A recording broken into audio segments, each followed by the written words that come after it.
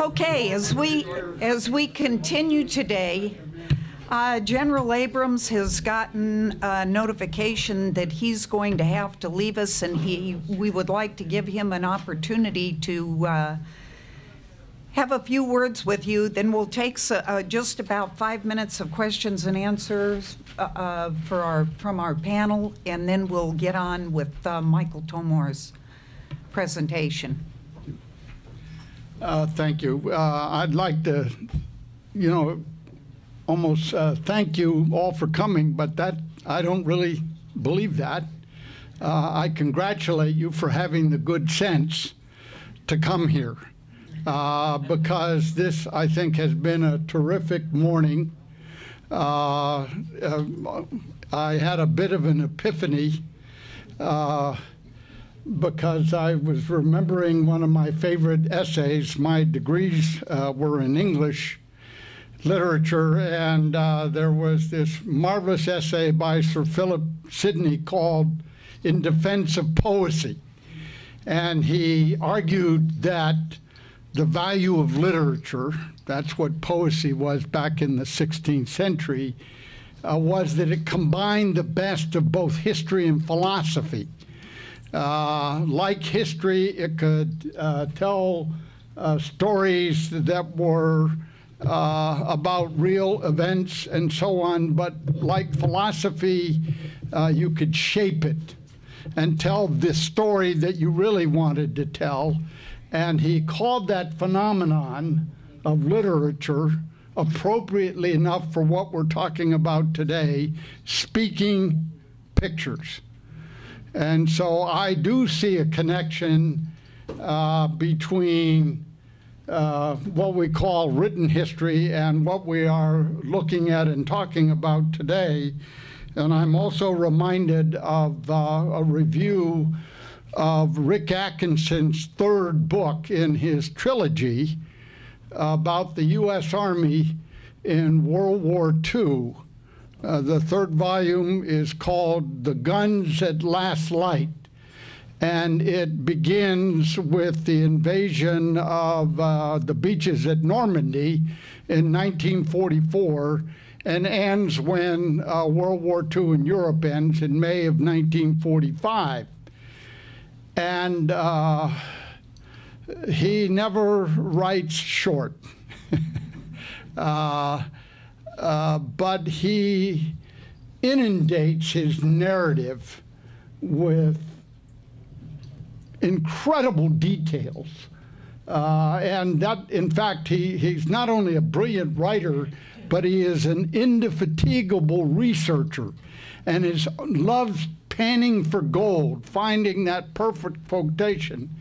And as I was listening today, I was thinking of that review because the guy from the New York Times said that his technique is like pointillist art, that you get all these details, and then over time, as you're reading and you get further into it, a bigger picture emerges, and you have a true sense of what it was like to experience what Rick Atkinson was talking about. And so some of the details he provides, for example, about the landings at Normandy are very similar to what Tom Lea was doing, only he was using words. Tom Lea is using art. Anyway, I think this has been a terrific morning. I thank all three of you for doing an absolutely splendid job. And I guess I got to give Margot credit for picking you. But whoever picked the three of you did a great job. But this is a reminder to me also that we need to get that art out there so that people can actually come see it and think about it and so on, because as you have all demonstrated, it is intellectually provocative. Anyway, this has been a splendid morning for me, and I do want to acknowledge Margot Adair, who is nothing if not persistent, and so on. Thank you.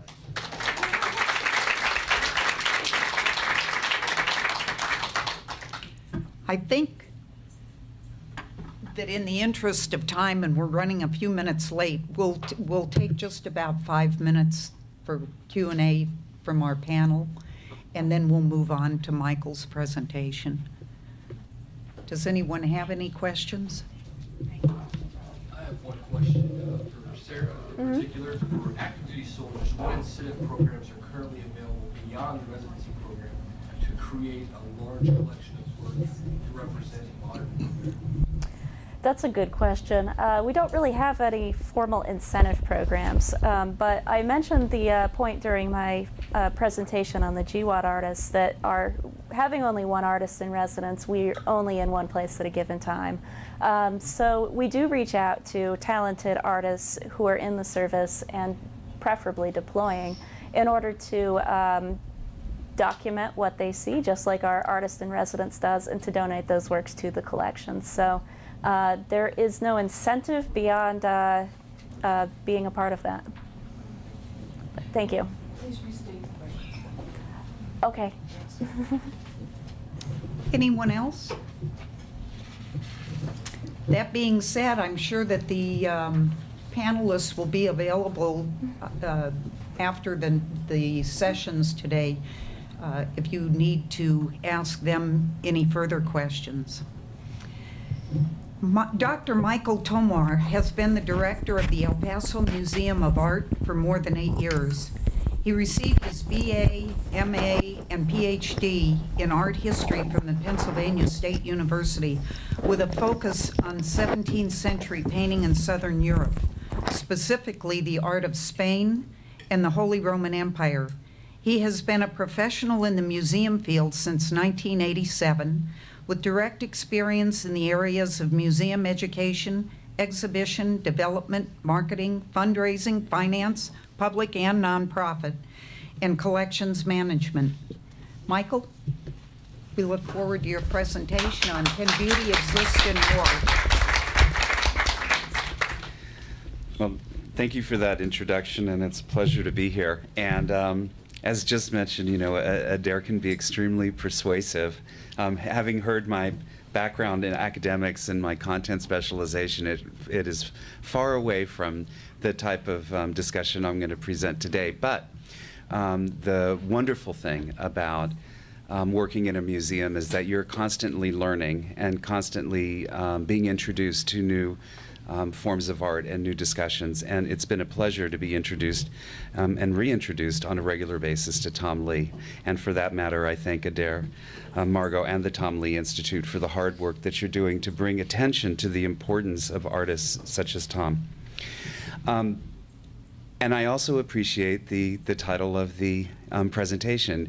Adair reflected on the opportunity with me about this, and I think that it's true when we ask ourselves, can beauty exist in war? And I think that, as demonstrated by the 3 speakers earlier today, if someone like Tom Lea, whose soul is so beautiful and whose works are so lovely, can exist in war, then beauty can exist in war. Some of the information I have might be a little bit of a reiteration of what we heard a little bit today because of Tom Lea's role in life, but let me just reintroduce since some of you have just joined us. So I guess the clicker is here. So although primarily known as America's Picture Magazine, Life magazine in its original prospectus stated the intention of sending staff artists to make drawings of stories which cannot be satisfactorily photographed. And from its earliest coverage of war preparations in 1941, Life editors enthusiastically incorporated the works of well-known American artist correspondents. And one of those was Tom Lea, as we've heard. The Life artists weren't enlisted men, but they risked their lives on battlefields all around the world. So Aaron Bowrod and Byron Thomas went to great lengths to be able to paint on the Omaha beach just 2 or 3 days after D-Day. Bernard Perlin lived and fought with the guerrillas in Greece. Floyd Davis flew in a bombing raid over Hamburg. Edward Lanning was seriously wounded in Italy and was awarded a Purple Heart. And one Life artist lost his life in the war. Lucien Lobalt, a beloved artist and muralist in San Francisco, was killed in a plane crash in India. David Longwell's idea from the beginning had been to give the paintings to the government that were created by these war artists as a lasting record of the war. And despite pressure to disperse the collection through gifts to individual museums, Longwell's vision was realized on December 7th, 1960, when the collection, consisting of over 1,000 paintings, watercolors, and sketches, were formally presented to the Department of Defense. And today, they're part of the U.S. Army Center for Military History collection. So why send artists into combats? Well, according to the New York Times review of a combat art show in 1943, quote, "It's the intimate, personable, penetratingly perceptive touch, indeed, that is equipped to furnish a chapter that would have been missing were the camera exclusively relied upon." And Tom Lea was one of those artists, personal, intimate, and perceptive, and he was commissioned by Life magazine to deliver that touch. And it's off? Yeah, it was off. I see. Got it. Got it.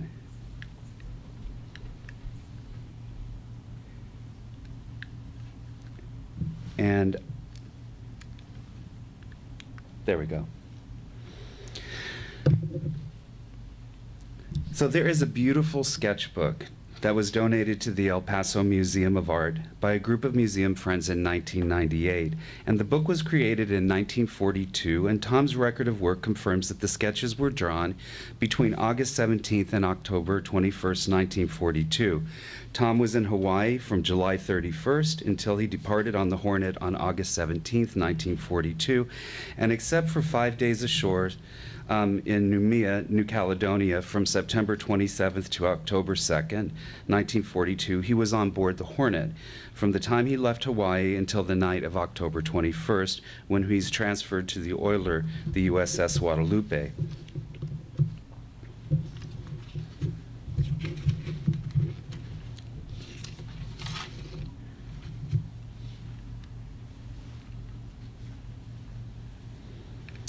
So the image in front of you is from that sketchbook, which was all created on the Hornet. This one is of Lieutenant A.C. Silver Emerson, to which we saw a portrait that was just discussed a little earlier, who fought during the Battle of Guadalcanal during the Solomon Islands campaign of World War II. The campaign began in 1941 with the Japanese landings and occupation of several areas in the British Solomon Islands and in Bougainville in the territory of New Guinea during the first 6 months of 1942. And it was in 1942 the Allies, in order to defend their communication and supply lines in the South Pacific, counterattacked the Japanese in the Solomons on Guadalcanal.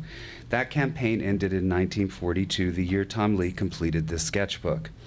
Quote, "Very few serious artists have ever been in places where they were able to observe battles firsthand," said Tom Lea at the age of 77, who was one of the first painters Life dispatched to the front in 1941. Excuse me. An eyewitness to combat in North Atlantic, in the Pacific, and on the Solomon Islands, Lea spent 5 years graphically recording the moods, colors, and textures of war-scarred landscapes. Quote, "Most paintings of battles are done from the recordings of other people, from stories or photographs," said Lea, who was engaged by Life after then managing editor Dan Longwell had seen Lee's illustrations in the Saturday Evening Post. Quote, "I wanted to make a record of what war looked like. What appealed to me most was that I could get to the theaters of war and report to the nation what I saw." So ultimately, combat artist Tom Lea spent 66 days aboard the USS Hornet during the Guadalcanal campaign. The Hornet was the only Allied aircraft carrier in operation in the South Pacific after the sinking of the USS Wasp by the Japanese southwest of Guadalcanal. Lea was on assignment for Life when this portrait of Lieutenant A.C. Silver Emerson was sketched. Tom Lea used that sketch, Portrait of a Fighter, the portrait of Lieutenant A.C. Silver Emerson, USN, for this painting that is now here at the Army Center for Military History. The painting was then later used for the cover of Life magazine. Emerson was the executive officer of Fighter Squadron VF-72, which was part of the Hornet's Air Group.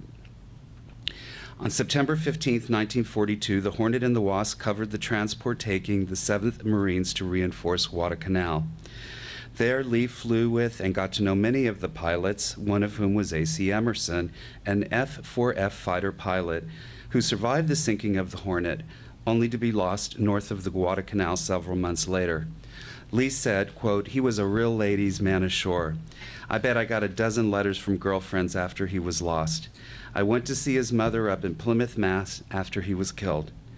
I think all of us grew personally to hate Japs, and I don't think any Marine I met hated them worse than Silver Emerson did. He'd come back with his tongue all bloody from biting in the fight. Lea painted him that way, here, for life." Emerson was lost on February 4th, 1943, the day after the squadron arrived in Guadalcanal. In this image, Emerson bites his tongue as he bears down on Japanese aircraft threatening the Hornet. Lee's portrait of a fighter, "Get the Yellow Bastard," was then used as the cover image of the Naval History magazine published in the United States Naval Institute in April of 1995, an issue dedicated to War Artists for Life magazine. Lea headed into war armed with only a trench knife, a cigar box containing his watercolors, lead pencils, rag notebooks, and Indian ink wrapped in a pair of socks. He made only brief notes about the light and the color of his subject, which during interludes he would translate into sketches and later still into oil paintings. In this case, his comments include, which are written in the lower left beneath his foot, "General quarters, all hands man your battle station," and then lower left of that, "Dim blue of battle, light and deep blacks." His words are like poetry. Lea was true to his notes. It's amazing to see the artist's fidelity to his own drawing as well as to his own reassuring notes. This painting was published and described in the article in Life magazine written in 1943 and entitled, "Hornet's Last Day, Tom Lea Paints Death of a Great Carrier." The caption of the article reads from Tom's words, in his own words, quote, "In blue gleam of a battle light, far below decks, a sailor in battle dress climbs a ladder. All iron doors are securely bolted, making ship as near watertight as possible. At this moment, the sailor is listening to the loudspeaker saying, 'Stand by to repel air attack.'" Another sketch in this beautiful book, called Plane Captain, was later used for the painting Clear the Flight Deck 1942, also a watercolor on paper in the collection here at the Army Center. As described in the same Life article by Lea, quote, "Navy plane captain cuts the lashings of a plane on deck as soon as he hears that Jap planes are coming to attack. All planes will take off immediately, be in the air when Japs arrive.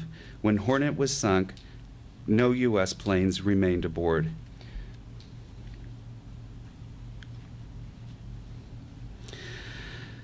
This work is called Fantasma de Guerra, Torpedo Junction. The drawing depicts the ships accompanying Hornet when it was in the Coral Sea just south of the Solomon Islands, an area that sailors named Torpedo Junction. Fantasma de Guerra, Spanish for ghost of war, refers not to the ships in the painting, but to the unseen but ever-present threat of torpedoes from Japanese submarines. It appears as the ghostly torpedo in the sky center of the drawing. The same vessel appears in another pencil and watercolor on paper in the museum's collection, and another work by Lea of the same subject is Fantasma de Guerra, an oil on canvas from 1942, which is now here at the Army Center. The comparisons between the painting and the drawing, apologies that I can't find a copy of the painting. They're slight in subject, but they demonstrate the impact of such an event on an artist's life. To capture this in color, the artist has again written notes along the margins of this drawing that have really a very beautiful poetic beauty. Similar to the silhouettes of the ships along the skyline, we see the writing in the upper left. Plains, dark slate blue. Sky, cobalt and turquoise. Indigo, brilliant emerald lighting, deepening to viridian to middle oxide of chromium darkening. Ships, grim gray, purple cobalt splotches. And above that, and I love this, cloud and evil white. Only Tom knows what color that is. Tom elaborated on the notion of torpedoes in 1943 Life article, something that must have been so terrifying, when he said, quote, as she feared bombs relating to the Hornet, she also knew that probably only torpedoes would sink her. There is no way to describe how terrible a torpedo seems as it heads for a carrier. It leaves a strange wake, a rather thin, white, bubbly line like fluid ice, cold as the depth it presages. Against the ship's side, it explodes with an appealing concussion and a wild flash of pink flame. Even in his description, Tom Lea paints a remarkable picture. This particular pet sketch, I think, is very important because it helps in understanding the artistic process of creation. The artist has identified in writing every color, every hue, every shadow and reflection grade and metal of the equipment. Tom Lea could have sketched in watercolor, but the need to capture the moment is so critical. So let me read to you those notes. Polished steel, yellowish light from well, black, dark gray, light bulb to portion of red light, polished steel, 2 ruby red reflections, dark gray, another steel column with black, 1 red reflection, black handles, dark gray, black cable, dark gray. This sketch would then ultimately be used as a preparatory sketch for an ink and watercolor created by Tom Lea in 1942, Lieutenant Commander Rob Roy McGregor in the pink light. It seems like a very good possibility this watercolor was at the time included in the sketchbook belonging to the museum, as they are created in the same year and are of the same exact dimensions. But note the critical usage of his color selections in the sketch and how they manifested themselves in the finished watercolor. The pink light referenced, this is the color reflected off the red light in the upper left. And then note the 2 ruby red reflections on the periscope beneath the yellowish light from the well of the periscope. Lea then followed in detail his own prescriptive notes. So how do we know this is Robert Roy McGregor? Because in the sketchbook is a portrait of the sitter, one used as a preparatory work for the completed watercolor on the right, titled R.R. McGregor, and above that a short note, Subskipper. Before boarding the aircraft carrier Hornet at Pearl Harbor in July 1942, Tom Lea went aboard the submarine USS Grouper docked there. He composed a drawing of the Lieutenant Commander Rob Roy McGregor.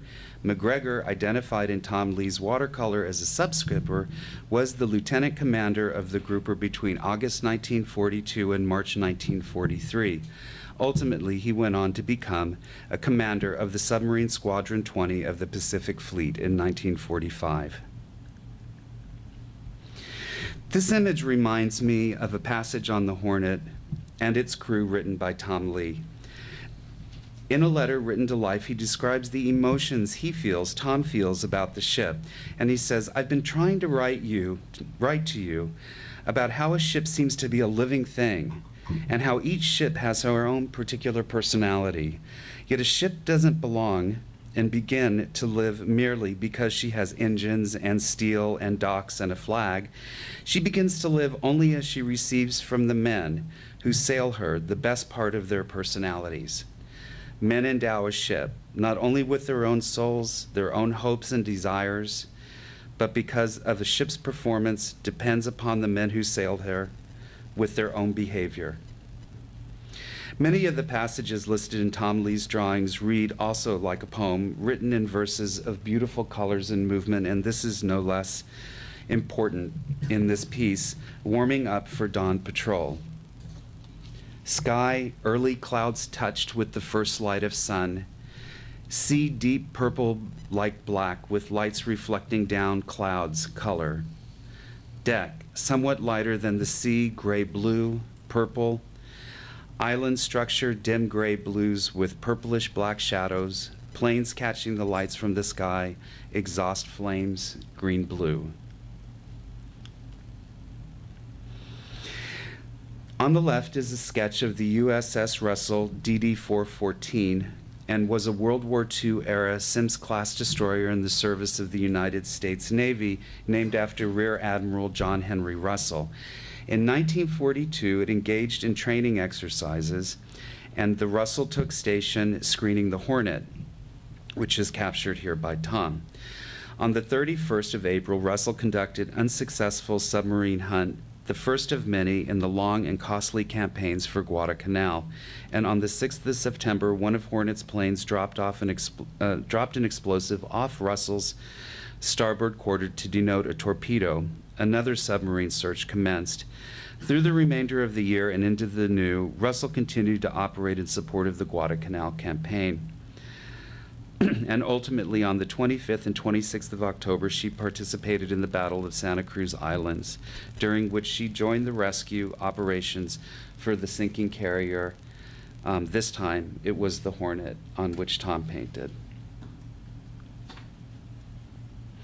But the story of the USS 414 Russell is better described by Tom Lea in his colorful poem, Prepare to Receive Destroyer on Starboard Quarters, Playing Guard.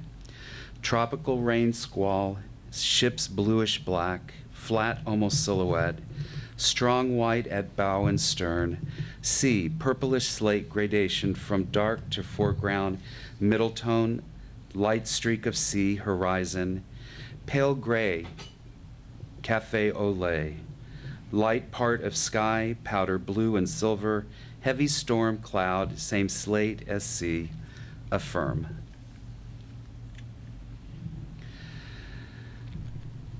In depicting a war that spared its victims, Lee spared life readers' euphemism. His gripping portraits painted from rough sketches made aboard this destroyer convey a vivid, often overwhelming sense of time and place. Lee noted, "You see things with a greater clarity when the adrenaline is flowing, and you're frightened. I don't know if it's an accurate kind of sharpness, but it hits you deeper and stronger." The Douglas SBD Dauntless depicted in this sketch was a World War II American naval scout plane and dive bomber that was manufactured by Douglas Aircraft from 1940 to 42, and it was the U.S. Navy's main carrier-borne scout plane and dive bomber from the 1940 through 44, flown by the U.S. Marine Corps. The SBD is best remembered as the bomber that delivered the fatal blows to the Japanese carriers at the Battle of Midway in June 1942 and played a major role in the Guadalcanal campaign. During its combat service, it was an excellent naval scout plane and arguably the world's best dive bomber.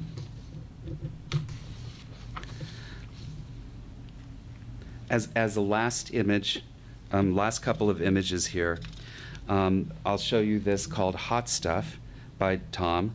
Here we see the Douglas Dauntless SBD U.S. Navy dive bombers returning to the ship, and we can only imagine the rush of adrenaline that may have been flowing through Tom Lea, as he stated in this excerpt about from a grizzly from the Coral Sea reminisced on getting the crew ready on the Hornet, when he says, General quarters, all hands man your battle stations," and the general alarm screamed its penetrating sonic scream. He had to run about 40 yards of crooked passageways up 2 decks to his room to get his gear, and he says, "My sketchbooks," and then climb more than 80 steps on a narrow, crowded ladder to the signal bridge before the bullocks locked me in. Brother, was I in a hurry. Topside, the Airedales on flight deck are running and pushing their hearts and getting the Wildcats aft ready to launch immediately to augment the combat air patrol. And then finally, this beautiful drawing called The Unsung Heroes. The hangar deck was the most complicated and most critical area of any aircraft launch, and its repairs critical to the success of wartime. The Hornet in particular was one of only 3 aircraft carriers equipped with an experimental cross-deck catapult to launch the Douglas Dauntless SBDs during World War II, and it was an expensive and costly as well as heavily maintained mechanism to manage on the hangar along with the dive bombers. You're looking at 2 aircraft repair and maintenance personnel. These men were provided aviation special training required to support air operations and were trained at the Advanced Space Aviation Training Unit at Norfolk before being dispatched to Honolulu at their headquarters, and then on to the Hornet. So I close with this. Missing from the sketchbooks are any sketches of the sinking of the Hornet and the fate of the men, but I share with you these 2 drawings and the summary by Tom Lea of the experience. The fight lasted just 10 minutes. The Hornet died under a moonlit sky on a shining tropical sea. She had been hit by 2 waves of Japanese planes, the first in the morning, the second in the afternoon. After the second attack, her crew knew that she was doomed. Torpedo hits started fires which grew rapidly out of control, and the ship took on a heavy list. Then came the last order: abandon ship. The men went over the side on knotted lines, down to the life drafts, to floating debris, or simply to the water, and behind them, their ship died a smoking death. Thank you.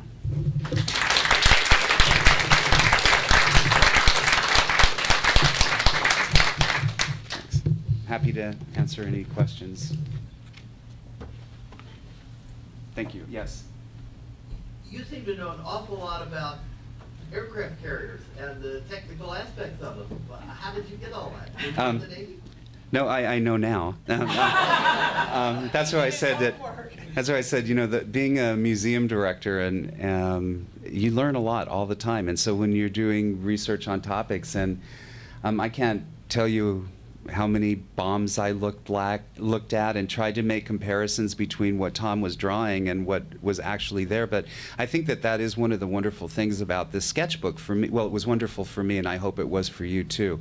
That Tom, as a realist, I mean, he never took much liberty in creating something brand new, something that was not there. I think he really felt a commitment to the people he was drawing for and creating for, that they really understand what he was experiencing. And certainly not to go on about that, but it just reminds me of the life discussion that we heard, that, you know, some artists at that particular time said you can't really feel and understand war unless you interpret it emotionally and then put your own thoughts down on paper. But that, in my opinion, that wasn't really a choice for Tom Lea. That isn't why he was hired, and it wasn't his mission, was to give a personal interpretation. And I think, so learning about these was my responsibility to you all, so that you know that what Tom was creating was really something that was important, and an important document for the integrity of the history of World War II. Yeah. Thank you all so much for inviting me.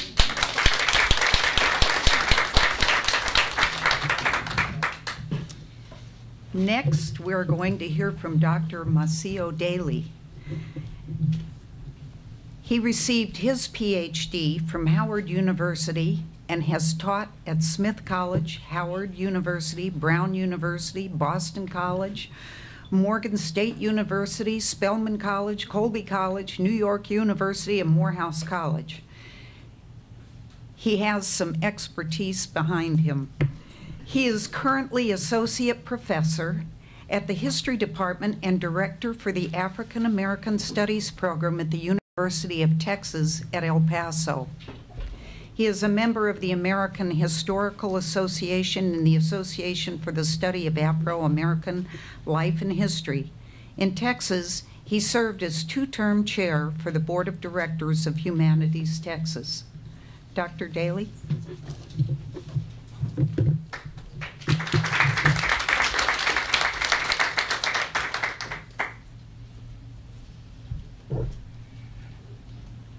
Thank you immensely for that wonderful introduction. I think in the future I'll probably remove a few of those colleges because it seems like I can't hold a job, but I assure you I moved around because of the excitement and frequently from invitations. I too would like to reiterate what many of us have said already. A word of thanks to dear Margot and the Tom Lea Institute, because each year we learn so many facets of the individual and his contributions to the American community. And I think it will just grow and grow and grow. Last week I was in New York at Columbia and looking at the papers of Life magazine, and I was absolutely fascinated with the men of that magazine and how they were thinking about social engineering and how the American community should evolve. These were very prescient men, and they were visionaries. And so Tom Lea fits right into that category. Perhaps a word about how I came to the topic and the subject. I've always been intrigued with how African Americans came to think about patriotism and their roles within the American society. And the more and more I thought about that concept, I thought, one, it was a miracle that people who had come out of the long nightmare of slavery and moved right into segregation still were patriots. One could almost say super patriots. And I remember asking one of my undergraduate professors about why this might be the case and how people learned patriotism or the concept of patriotism. He, my professor, as a way of avoiding the question, said we learn patriotism by giving our children a helmet and a rifle and telling them to go next door and beat the hell out of Johnny, the neighbor's child. And of course, it was amusing, but it didn't answer my particular query. And so, in thinking about Tom Lea, I thought about Henry Flipper, and more importantly, some areas in which I have studied for almost 30-some years now, the whole Booker T. Washington movement. And what I would like to do in the moments at my disposal would be to juxtapose the two, because when Adair asked me to talk about Tom Lea, and I chose the topic of patriotism, I expected to find a kind of patriotism couched in American essentialism, and once again, a man who would be a super patriot. And so I'll get to that a little bit later, but my topic, as I chose, was one of truth is marching and how we look at the two men. I have a portrait of Tom Lea from 1907 to 2001. Henry Flipper, the first African American to graduate from West Point. He wasn't the first to go there, but he was the first to graduate from West Point in the 19th century, who lived from 1856 to 1940. Here are both men towards the latter part of their lives, Henry Flipper and Tom Lea, with a painting of his favorite lady, his wife, Sarah. And to go back to Flipper for just a moment, I was looking at the Booker T. Washington movement, and this man on the left, Emmett Scott, who actually served in World War I and World War II. He was assistant to Newton Baker, the Secretary of the Army in World War I. And in the 1940s, he headed up a shipbuilding yard owned by the Pugh family. And that yard, all black labor, produced a warship per month. It was one of the incredible stories of black labor during World War II and contributing to the World War II effort. Scott is here with his mentor and his boss, Booker T. Washington, A lot of people have said the BT in Booker T. Washington's name stood for bad taste, but I'm not in that category because I think he was a genius, and time will tell. But Scott, who was born in Houston in 1863, wrote this, and something he wanted included in his life story. And I won't read all of it, but by birth a patriot, by nature a diplomat, by religion a Methodist, by vocation a businessman. And it was that first clause that really, first 4 words that really captured my interest. By birth a patriot. And so as I went through my own academic career, I would always put this question to scholars, to individuals I would meet. And as part of the faculty of a historically black college, frequently during the summers we were hired by the military.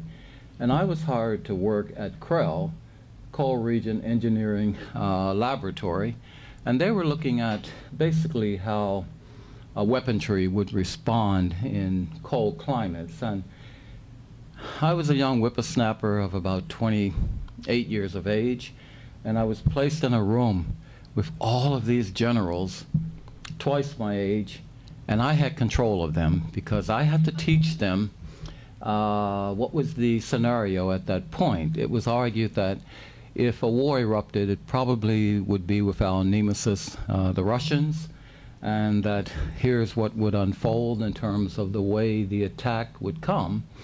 And the generals had to think outside of the box in putting up military establishments and hospitals and so forth. And so I was given a already drafted program to present to them. But in the process, I would ask them, how do you think about patriotism? And how do you think other communities relate to the concept of patriotism within America? How do we talk about patriotism in a profoundly religious society? How do we talk about patriotism when we have the kind of political conflict in different countries and in different communities? How do we talk about patriotism in the overview of American history? And it's very interesting, the variety of responses I got. But by and large, the point was my country, right or wrong. And to define it, of course, patriotism, love and loyalty, or a zealous support of one's country, the working definition.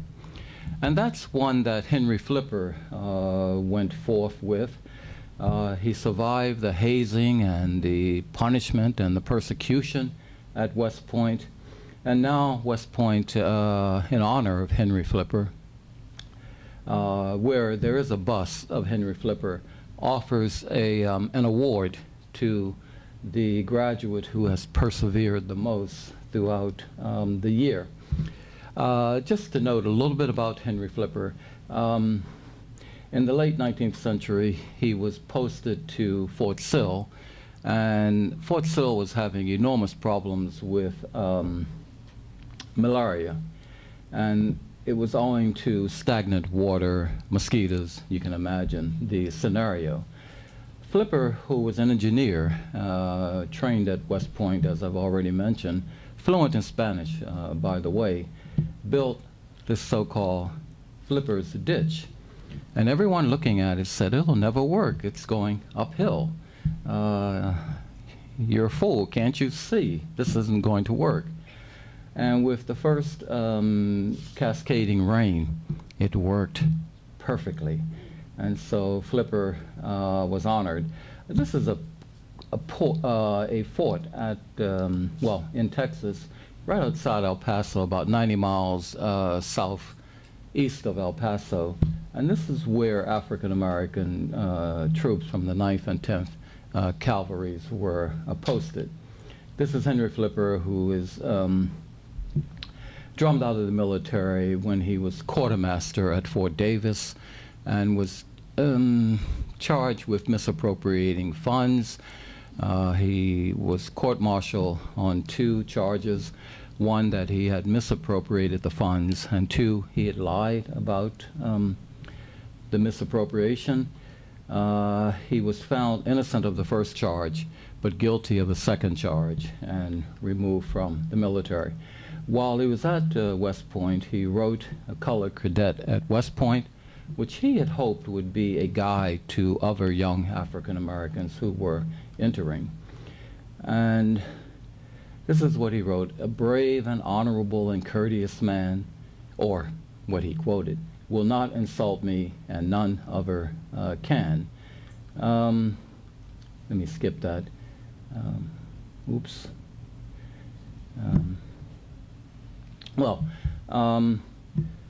Flipper's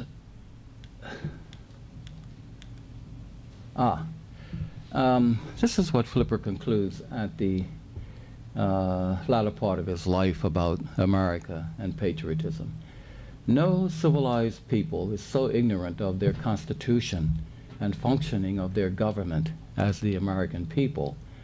And this ignorance runs all the way from a college graduate to the most illiterate clodhopper. What a vast field for all of the isms ever dreamed of." Now, we come to Tom Lea. The thing that connects Flipper and Tom Lea is the fact that they both had the Western experience, if you will, the border experience. This is Tom Lea's father, who was mayor of El Paso from 1915 to 1917. Here's a picture of Tom Lea's dad, Tom and Joe, the 2 sons. They're dressed in the doughboy outfits of World War I. Lee goes to El Paso High, where his early education, his art education, came at the Chicago Institute of Art, where he learned to appreciate the European masters. And a bit later, he had an opportunity to travel to Europe and look at many of the notable artists. When he himself was asked to be a part of the life experiment with the artists and the photographers who were to capture our role in World War II, he wrote, "There's nothing in the way of personal honor to be ashamed of in going to war armed with nothing heavier than a sketchbook and a receptive spirit. If that's the way I can be most useful, that's what I want to do."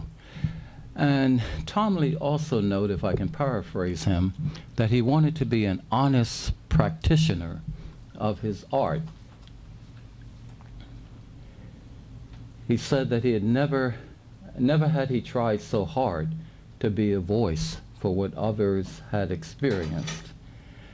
And in the paintings, where I expected to find this super patriotism, what I was surprised to find as I looked at them, and these are a few that I really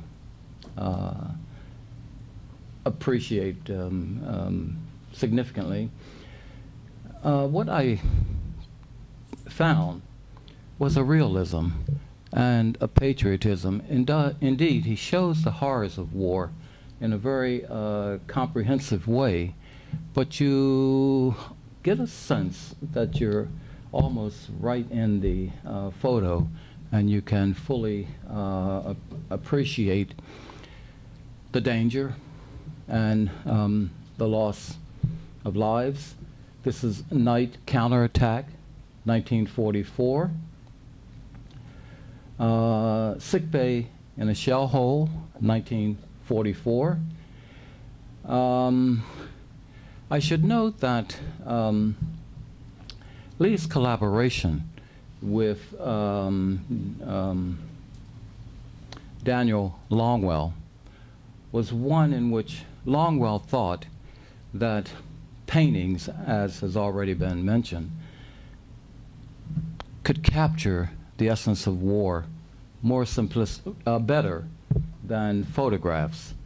And so in turning to Tom Lea, what he expected was the kind of realism, the kind of patriotism, but it's all there, and you don't get a sense that it's super patriotism, but it's a patriotism which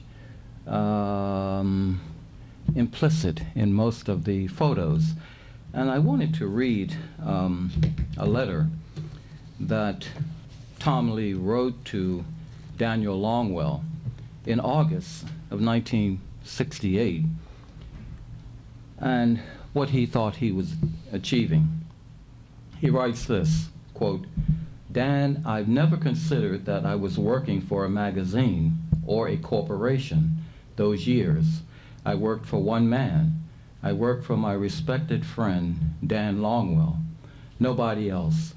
I'm very proud of that part of my life, working for you and trying to serve my country and doing the work that needed to be done."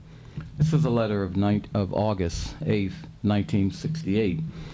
And as I went through the papers of Life magazine at Columbia University, what fascinated me was the way that Life magazine was working through the process, one, of how you build a magazine, because what Life magazine came to do in that period was to eclipse and preempt all other magazines by trying not so much to sell magazines on a newsstand, but by developing a subscribers list. And that was the one way that they managed to get their photographs into their magazine into so many homes and these images. And Tom Lea was aware of that, and of course his role. But Hitting the Beach, 1944. Every time I look at these photos, I can almost sense and feel what it must have been like, the kind of danger, the cost in lives, but the determination, the tenacity. Entrance to the operational office, or operations office. In some ways, I find this rather amusing because the person standing guard looks to me like he's been there too long. He's almost about to fall asleep, but that's my interpretation. Sweat Hill, you see a moment of, if you will, relaxation. But once again, I feel like I'm a part of it, and I don't think photos would have captured this as well. And the other thing that Lea and Longwell understood was the fact that, as someone else noted, colors, the vivid nature of those colors, but even the sketches, I think, are so realistic that you really get a sense of the front line, for example, in 1944. Both men, here what I see is determination, a feeling that they are fighting for a legitimate cause, a good cause. The same thing in This Is Sad Sack, calling Charlie Blue, 1944. Fighter pilots on their way to the plane, 1943. And the one who's holding on to the spare tire, I think we all can relate and identify to just managing to make it, but nonetheless there. The other thing is that Lea captures other aspects of the war. Repair crew at work on a P-40 in China, 1943. Here again, one understands the war from the fighting aspect of it, as well as maintenance.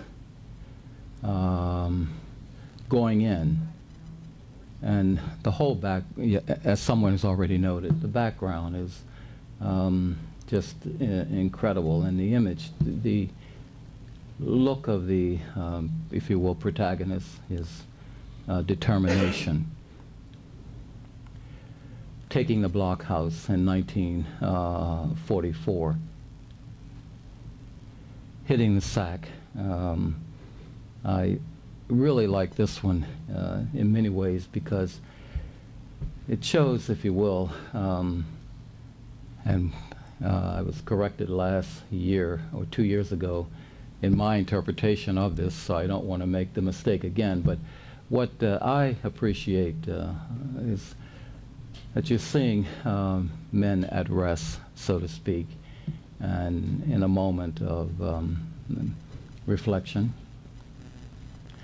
Blood on the deck. In looking at this particular image, you really gain a sense of the horrors of war, cost in lives, but it has the realism to make one appreciative of what was at stake and what we managed to achieve. As a scholar of the African American experience, I often wonder why Life magazine and the painters and photographers really did not cover much of the African American experience. I have looked at the notes and the records, and I really don't see enough of that. I wish indeed Lee had done some of that, but of course that's my wish list to be imposed. But the point is that even though the focus is on white Americans in the period, you still get to sense the impact of the war and the role of our soldiers. And the reason why I say I wish more African Americans had been painted or even photographed by Life. Indeed, we had 2 magazines that came out of that period, Ebony and Jet magazine, taking up the slack where Life had left off. And there's so many incredible stories to be told. And one is of 1945, when the American Army is beginning to reestablish its control of the Philippines and Manila. There's an African American man there who was in the military and posted to the Philippines in the 1890s, named Walter Loving. And Walter Loving was a bandmaster. He had served, frankly, as a spy for military intelligence during World War I to look at the African American community. But in 1945, as the Japanese as the American troops moved into the Philippines, Walter Loving, who was semi-retired, was captured, and he was forced to get on his knees and told that if he would not, if he would renounce the American government and his allegiance to it, that his life would be spared. He chose not to, and he was beheaded on that occasion. And so those stories are also in the region that we're talking about, and the time frame, and the Pacific. And the absence of the African American role by a major magazine, of course, is something that brings into question some aspects of the war and the role of different groups. But be that as it may, what I came away from my brief study of Tom Lea was that he was not, as I expected, the super patriot, but he was a person interested in realism and how to portray the many aspects of World War II. And I'll stop there.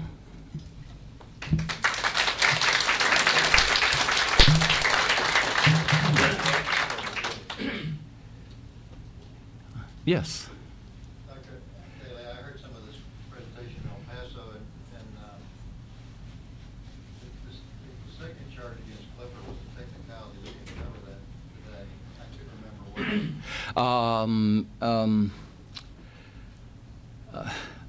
Conduct unbecoming an officer and a gentleman. That was the second charge. Wasn't he trying to protect somebody else? I thought the Yeah. was that he knew taking the money, but it wasn't him. He should have reported.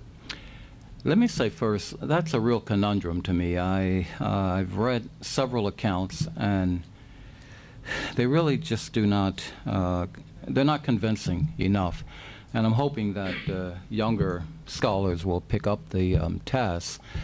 But there are several aspects. One, that it was argued that he was a victim of racism in the military, that his commanding officer was determined to get him, so to speak, and that white officers had been found guilty of misappropriation of funds, but they were not dishonored, they were not drummed out of the military.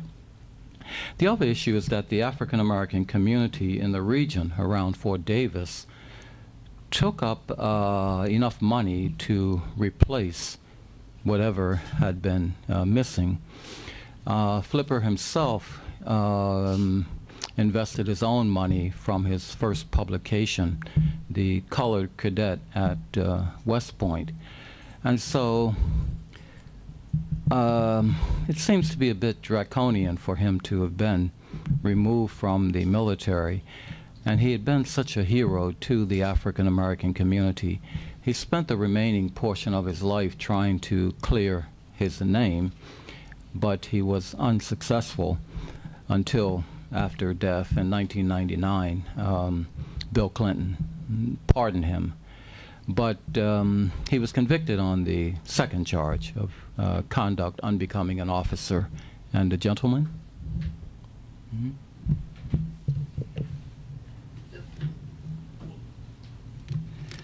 It's not a question, but if I might, the comment on Tom Lea, I noticed that because my research was hardly exhaustive, but I was able to find one sketch in which there's an African American, happens to be a sailor, it's a steward, because you know they were stewards in the Navy. Yeah. And it's on the USS Schenck when he's up there in the North Atlantic, and it's on the wardroom, and people are sitting around drinking coffee, and somebody's reading the newspaper at the, and I don't know if you're familiar with this particular No, I haven't picture. seen it. It is in the 2,000-yard stare. Okay. But in the background is an African American steward balancing a tray. And that's the only time I remember seeing him paint one. And then it struck me because a couple of years later, when he's flying halfway around the world and hitchhiking, going to paint Chiang Kai-shek and everybody, he comments when he's in India, getting ready to fly over the hump, that he was distressed by the master and servant relationship within the British Raj. And so he commented on that. But as far as I know, he did not comment specifically on the segregation within the armed forces. Yeah. That's a very small sample. Yeah. Well, thank you for bringing that to my attention. But I would have thought, with the role of Dory Miller in the attack on Pearl Harbor, and we have an African American who's a cook who comes out of to man a gun and shoot down, if I recall correctly, about 5 Japanese planes. I would have thought that in going into the Pacific region that we would find a little bit more about the African American experience. However, I think one thing which is important about Tom Lea is that he had a proclivity for painting what he saw and what he experienced rather than to deal with it abstractly. And I think that goes back to his quotation. He wanted to be an honest practitioner of his craft. Good. One quick question. Yeah.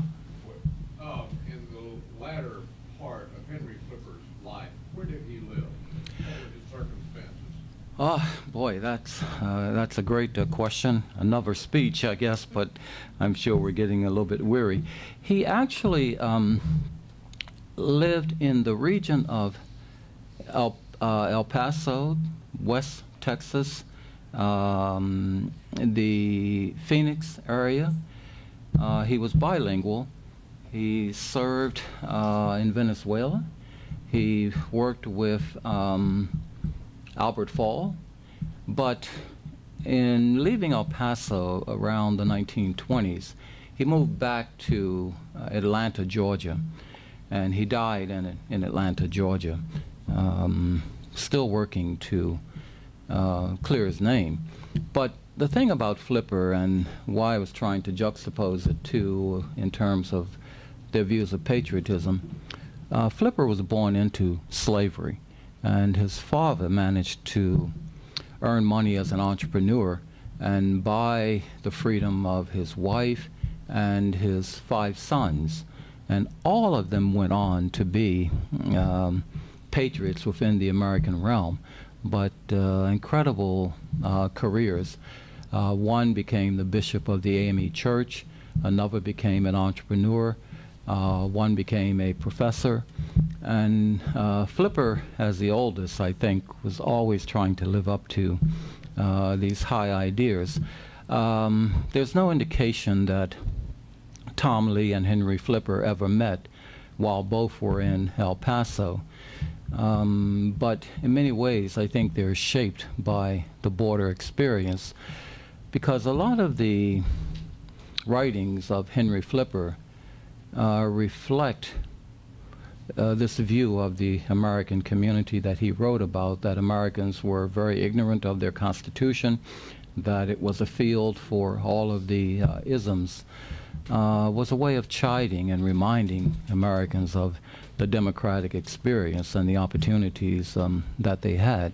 And I see that as coming out of his experience in the American West. And in El Paso, he actually was the editor of a newspaper. He wrote histories about the Spanish conquest in that particular region. So the connection for me, the nexus, would be the fact that El Paso is a special place, and it helped to shape, I think, the thinking and created these two incredible individuals. Mm-hmm. Good. Yeah. Good, thank you. Mm-hmm.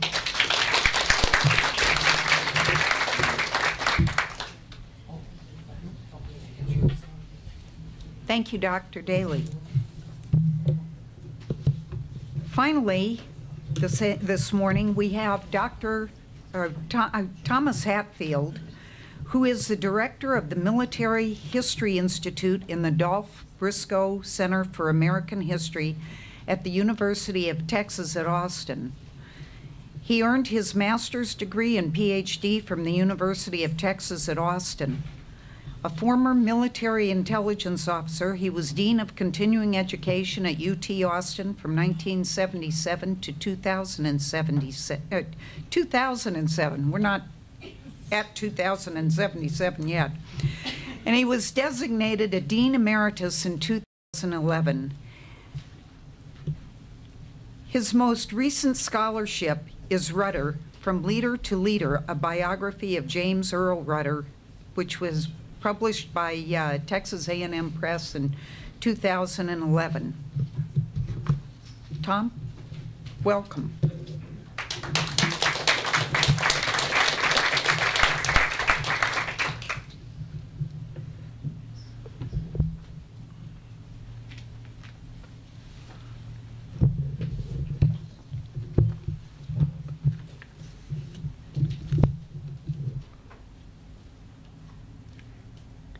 Every speaker has idiosyncrasies, and or at least the handy device they have here has its idiosyncrasies.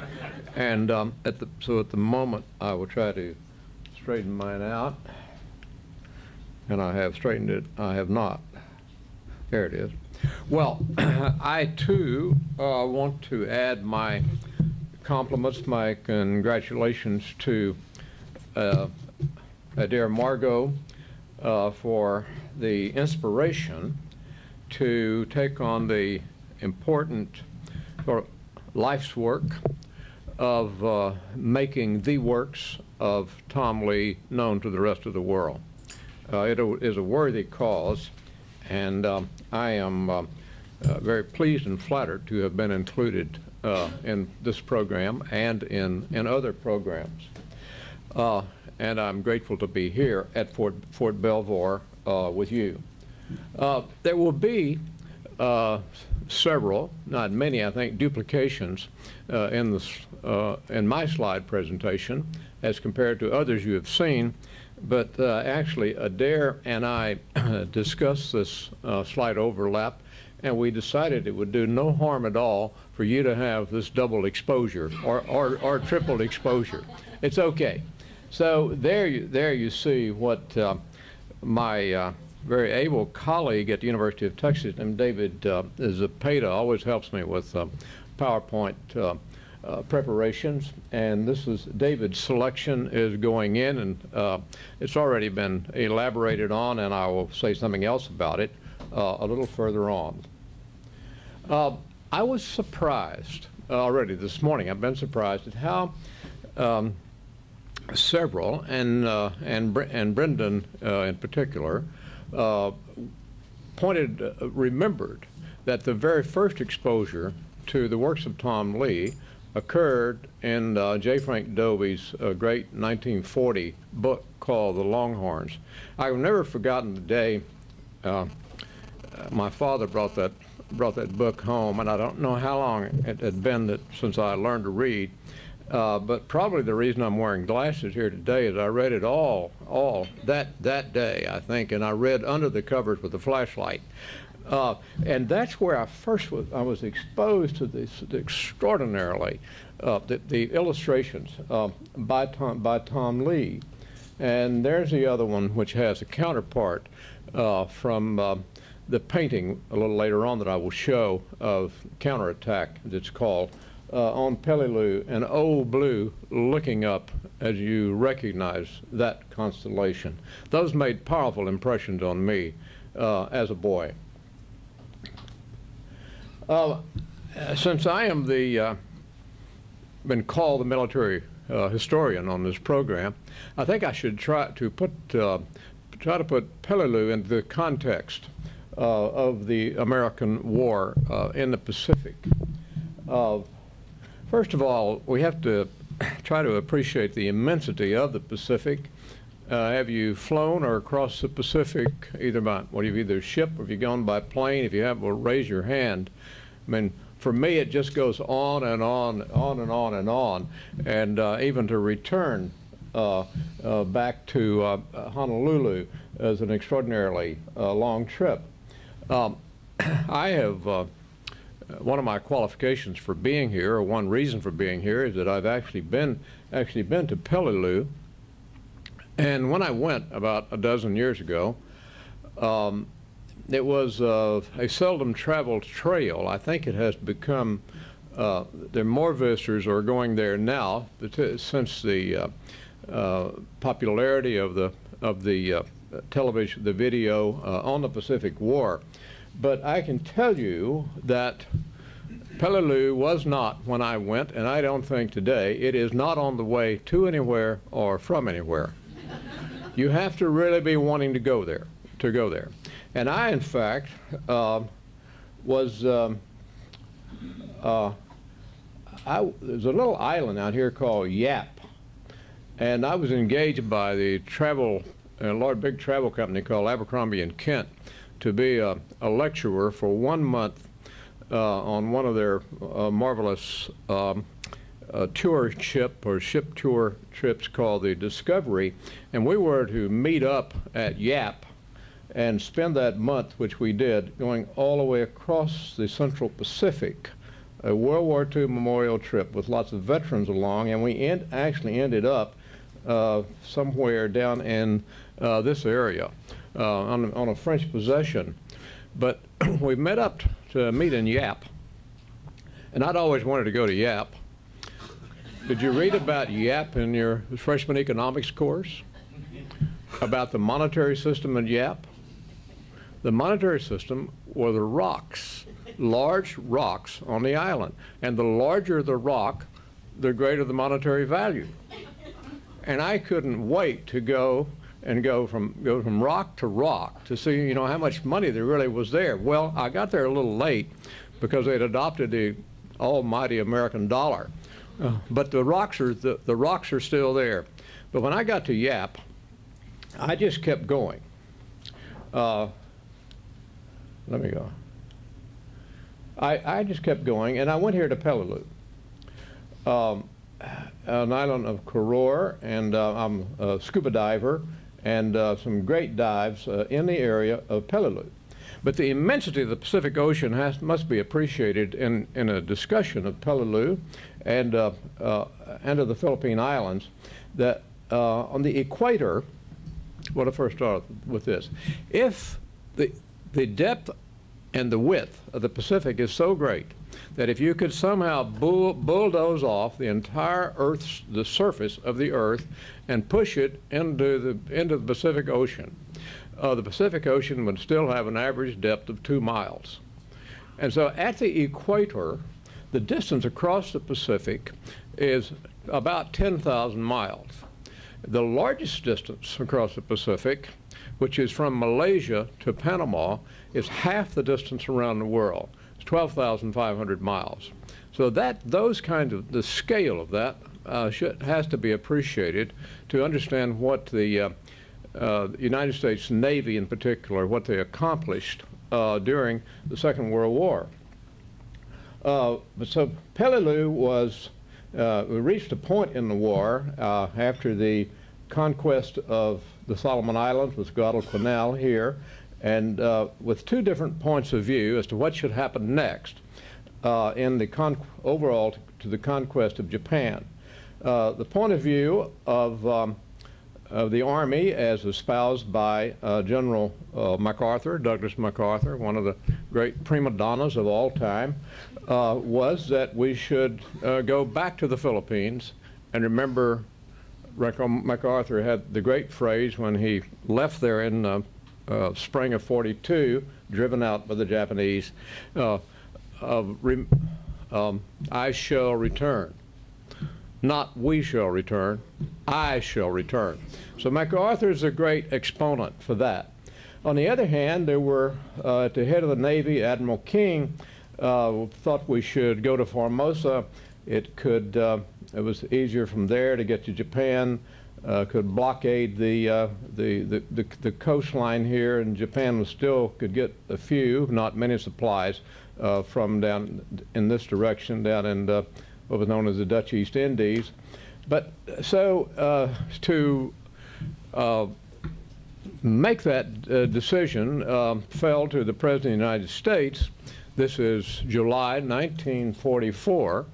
1944 was a presidential election year, and President Roosevelt would have been nominated for the fourth term, but he took the cruiser Baltimore to Hawaii and met in Hawaii with this is Admiral Nimitz, who was the commander-in-chief of the Navy, and that is of the Central Pacific.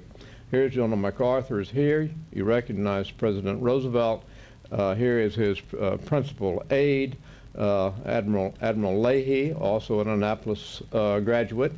And Nimitz is here making an explanation of the Navy's point of view. He has a very long bamboo pole. Mine is superior to his today, you see. And eventually the weight of the argument goes to MacArthur. It's principally on humanitarian grounds. The Filipinos had been part of the American sort of Commonwealth, and they were at that time, and they had been under the Japanese occupation for these 4 long years. Several thousand American prisoners of war in the Philippines, and so the decision is made for the invasion for Peleliu. Here again is a larger scale showing Peleliu in relation to the Philippine Islands.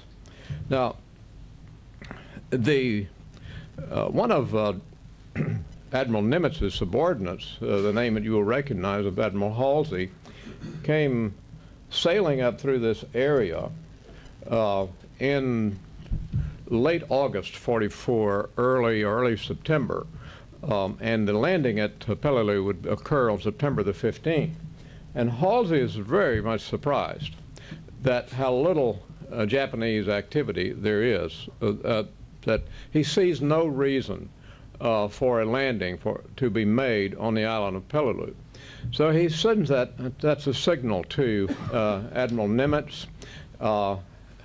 Admiral Nimitz is in Quebec at one of those great meetings between Churchill, Roosevelt, and their highest military advisors. They're meeting in Quebec to decide the future course of the war.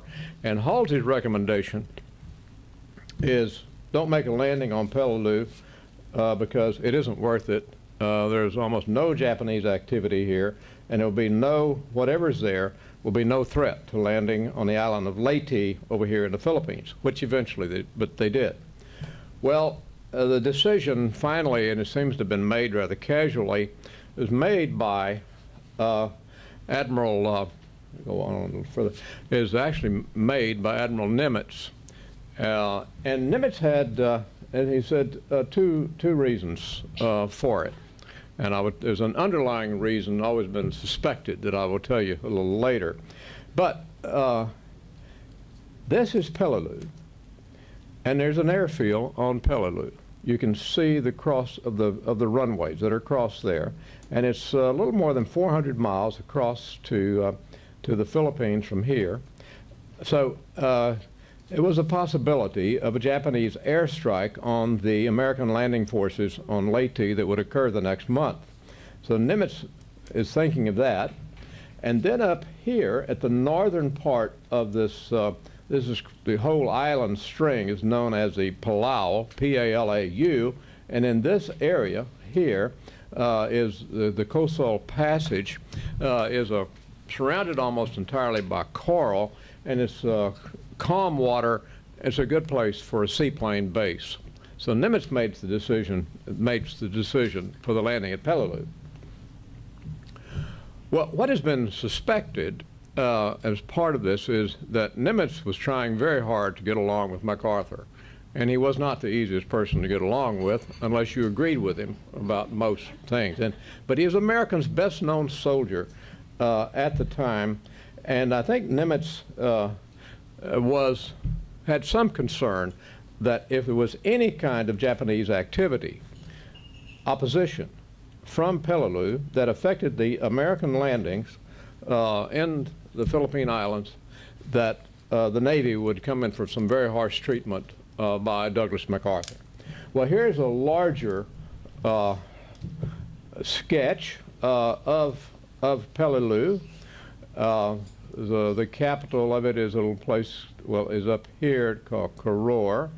When I came here, came scuba diving on one day, and then another fellow and I hired a man with a boat to bring us from an island up here, Koror, down to here, primitive transportation, but we drove all the way down to here and walked along the invasion beaches and then back over to the airfield. Let me go back to this. What was striking to me, and I almost didn't recognize where I was, when I got to the beach, it didn't look like the photographs I'd seen.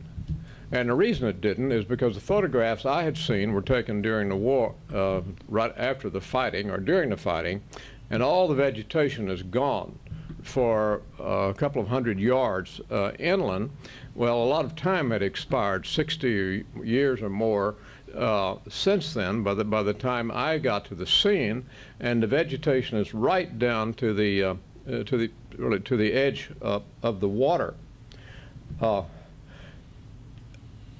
So Tom Lea would have come in here, and the principal objective would being the airfield. I remember walking back over to the airfield, and there was almost no sign of activity on the island except a house up here at the northern end and a primitive road. But this friend of mine and I, what we were surprised at were the tire marks on the runway, that is, of aircraft. Planes had been landing. The only thing we could suppose out of that was that it was the drug traffic. But that's the one other small matter that I will point out to you. Was what we saw on Peleliu that suggested human activity. So, well, Brendan mentioned earlier this extraordinary book by Eugene Sledge, and I commend it to you if you have any curiosity about this. And this is a young enlisted private first class Eugene B. Sledge. This is his story as compared to, and put this slide in to compare it to the grand strategist in Hawaii, the President of the United States, and the General and the Admiral, that whatever decision that's made at that level, some young woman or some young man has to carry it out. And Eugene Sledge was one of those. This book was published in 1981. When I read it, I got in contact with Professor Sledge, who was taught botany at Montevallo College in Alabama. It is one of the most anti-war pieces of literature I've ever read. It's the foremost one out of the Second World War. All Quiet on the Western Front is the extraordinary one from the First World War. But I commend this to you. I was surprised, incidentally, to find that my wife who's here, has downloaded it on her Kindle. I said, why in heaven's name would you do that? And well, she's just curious because she's been hanging around with me for half a century, and I've been talking about Eugene Sledge. Well, these are just some scenes going in.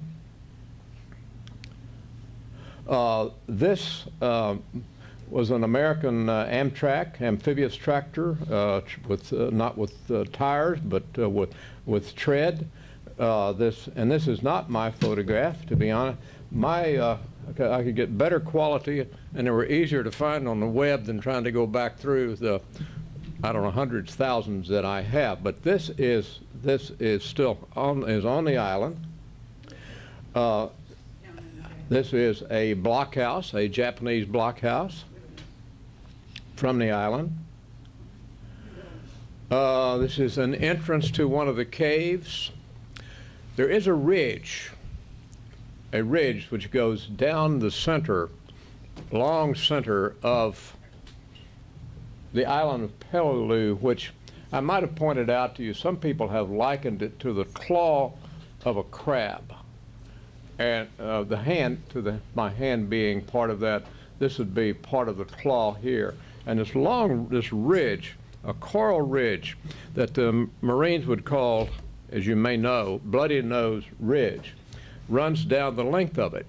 The island had been exploited by the Japanese, the economic exploitation, as it was, for phosphorus between the wars, and by carving out great caves and passageways into the Bloody Nose Ridge, which is coral. You know, coral being really the fossils of the ancient animal and plant life, of marine life. So this is looking out from one of those caves. Now, here is the photograph of a gun, a Japanese gun, set in the cave, and that's on the right. And the one on the left is from the inside looking out. This looks at the gun.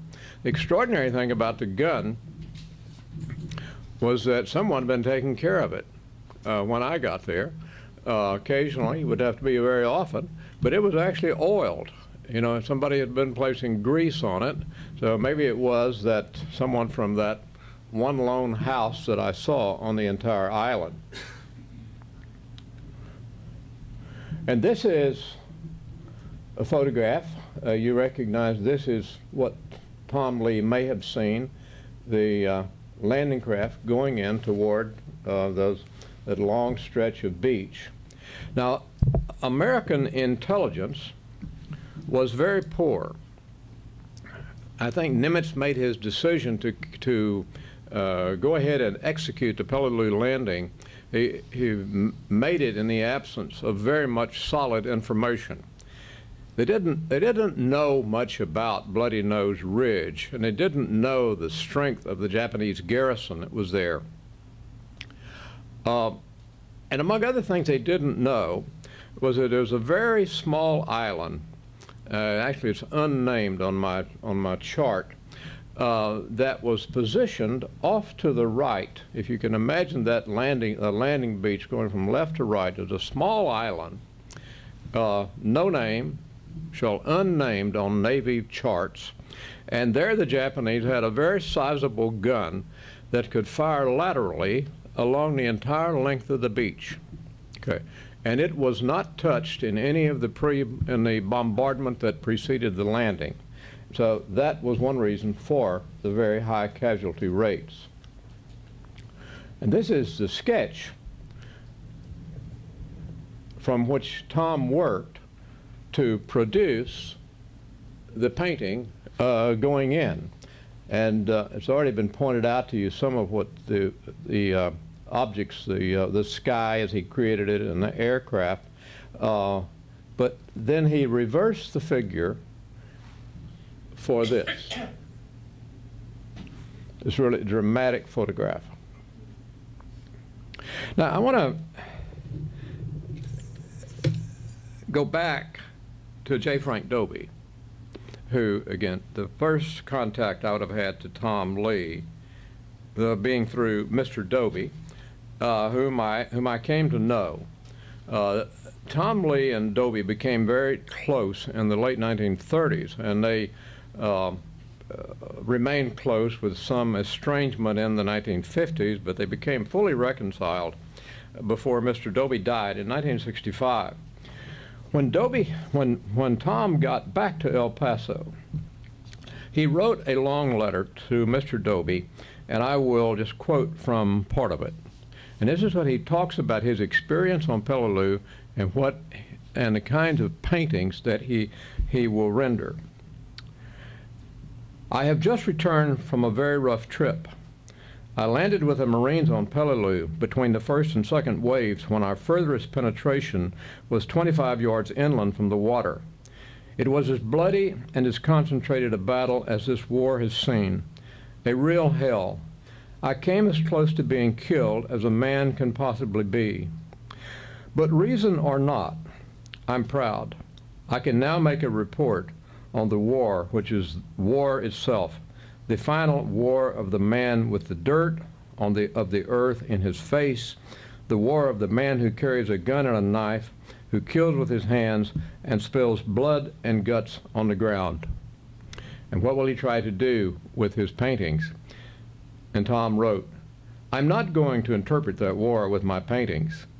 I'm trying to paint precisely and exactly and absolutely truly what I saw with my own two eyes. Nothing else.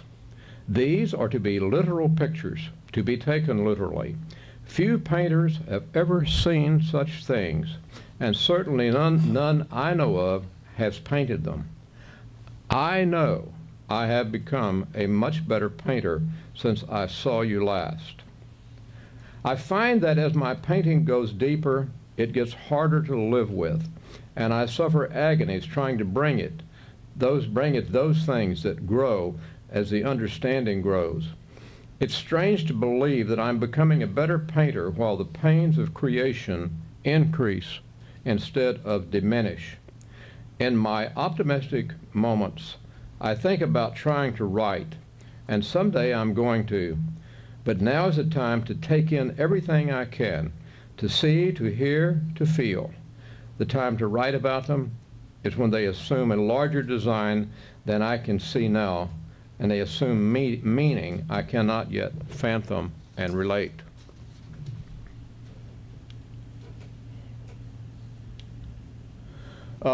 This is a photograph a painting of on the beach, a painting that you have already seen, but it was Tom would have come in a little further to the right from here.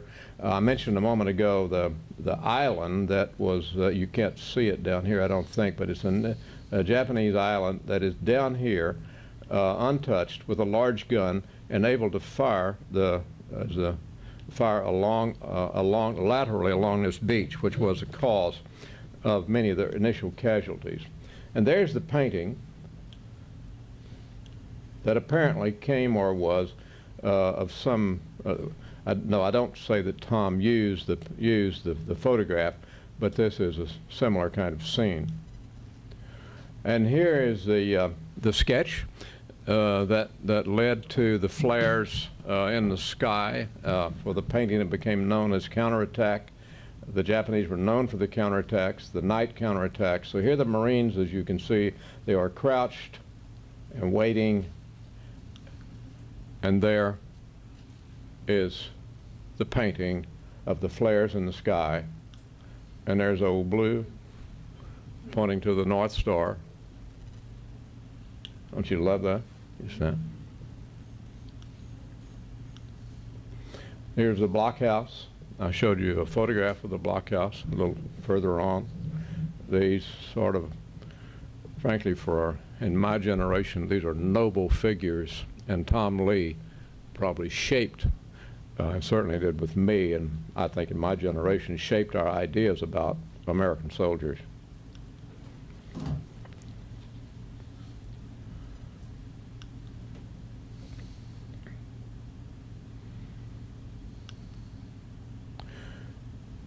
And now we come, this is being the sketch for what you recognize as the 2,000-yard stare. Here in the background you see the rough outlines of the ridge, that coral ridge known as the Bloody Nose Ridge. You see the hallowed eyes. There's a figure over here that will become two figures, and from that becomes this famous painting, which has been conspicuous in my household since about 15 years ago or so. My wife put this on the cover of she was the editor of a magazine called Discovery, the research journal of the University of Texas at Austin. And this was on the cover, and you see two Marines down here, a Marine sleeping here, but that hallowed eyes of one who has seen so much of war and is so weary. And then the story of the price. I want to read you what Tom Lea had to say of his explanation of the price. This is the sketch, and here's what he wrote. I saw a wounded man near me staggering in the direction of some LVTs, that's landing vehicle with tracks, LVTs. His name, his face was a half-bloody pulp, and the mangled shreds of what was left of an arm hung down like a stick as he bent over in his stumbling, shock-crazy walk. The half of his face that was still human had the most terrifying look of abject patience I've ever seen. He fell behind me in a red puddle on the white sand. And there's Tom in his El Paso studio with a rendering of the painting in the background. And that concludes my presentation. Thank you very much.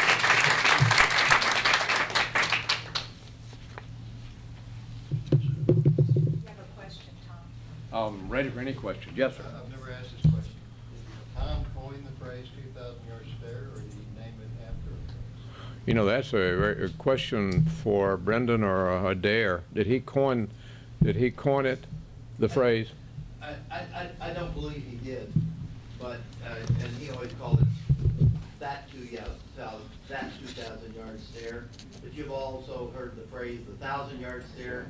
I don't think it was his. It was a term in common use at the time, I believe. But I'm part of the authority. You used to see references in his books. The Marines call it that 2,000-yard stare. Yeah, I think. So I think he used what Marines call it. Is that right, Paul?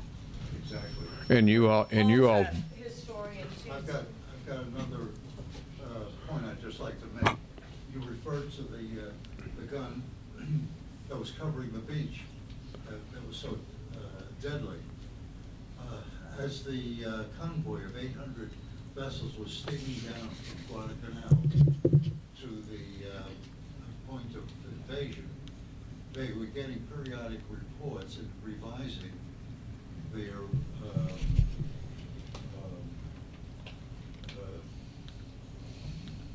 maps that they were using on these clay things that they built up, and they knew where the battleships were to take out gun emplacements. And I believe it was Commanding Officer Colonel Hannigan had noted that there was a spot that was a cliff. They called it the Point. It was about 30 feet high, and it commanded the beach, and that's where those guns were.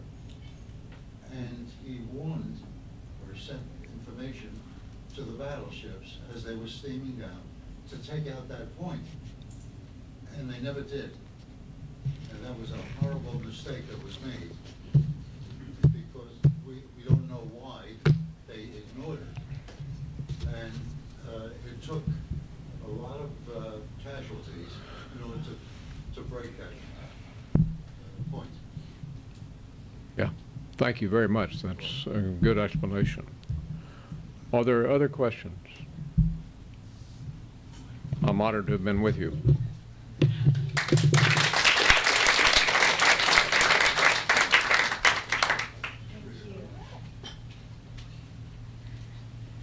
That is Paul Roberts. Those of you all who made the comment, it's been so wonderful for me as the founder of the Tom Lea Institute to meet all these people. When you hold a person up like Tom, who spoke for other people. Paul Roberts is writing a book on Frank Farrell, who Tom Lea landed on Peleliu with, and I met him through that connection. And Mickey mentioned earlier, he was just honored with the Medal of Legion by the French government and turned 92 years old today. So we're proud of you, Paul. But I'm going to be very brief in my remarks. I am a Dare Margot, and one of the privileges, really, hello, Williams, my friends, my dads and moms came. Thank you very much. A West Point classmate of my dad's. But one of the privileges of being part of the Tom Lea Institute is really meeting so many people who are connected to his life and work. Our panelists are some of those individuals. Their paths have crossed ours by their occupation of caring for Tom's work and making it available to others, like Sarah Forgy here at the U.S. Army Center for Military History, or Michael Tomar, director of the El Paso Museum of Art. There are also people like Matt Greeley, who wrote about Tom's work for the Naval Institute's Proceedings magazine while Tom was still alive, coming out to El Paso to interview him. In fact, it's when Jim Lee wanted to publish his dad's diary of the war. I wanted someone who knew Tom, who had met him and was a good writer, and that was Matt Greeley. It was by his having come out to write that article. And then he ended up compiling Tom Lea's life work for Texas A&M's Press beautiful book, which we have outside today. Others have come to Tom Lea through their research, like Melissa Wren and Thomas Hatfield, who just spoke. When we learned about Tom Hatfield through Reputation and invited him to speak during Tom Lea Month last year, year before last, he sent an email to me afterwards saying that the experience had led him on a journey of a lifetime. We're hoping also that Melissa Wren will meet another researcher, Judy Smith of Neosho, Missouri, who isn't here today, but who has just completed a biography of Life's managing editor, Dan Longwell, who hired Tom Lea. Judy called us asking permission to use Tom Lea's portrait of Dan Longwell in her book, and so we ended up asking her to speak during Tom Lea Month last year. So connecting people personally enlarges not only Tom Lea's story, but the stories of others who came from what we now call the greatest generation. Maceo Daly, who also found the journey of researching Tom Lea worthwhile when he presented at Fort Bliss last year. He found it very worthwhile, and we appreciate having you back, Maceo. But in closing today, I wanted to share one last story of an individual on Peleliu, one we learned about unexpectedly in 2011. But before I do, I'm going to say just a few more words about Tom Lea. Tom always had the greatest respect for the military. In fact, his son Jim, who lives, he's not well, but he lives in Houston, he said that his dad told him growing up to always be proud to serve his country. He also told him to find something he loved to do and stay with it, and to find a woman he loved and stay with her. Constancy was a quality Tom Lea valued, and he instilled it in his son. Toward the end of his life, Tom Lea said the most vivid and memorable part of it was when he served as an artist correspondent for Life during World War II. Never did he try so hard to be a voice for others. And when he returned home from Peleliu in October 1944, he could not rest in the blessing of his home until he had recorded the testimony to which he was sworn as an eyewitness for others as well as for himself, what battle is and how it looks when you are there. The New York art world had influenced the United States when Tom returned home with a different message than the one he was trying to achieve. So many artists there came to see as their responsibility not depicting the world as others saw it, but to portray the world as they saw it. And there was a manifesto a couple of years before he returned home from the war.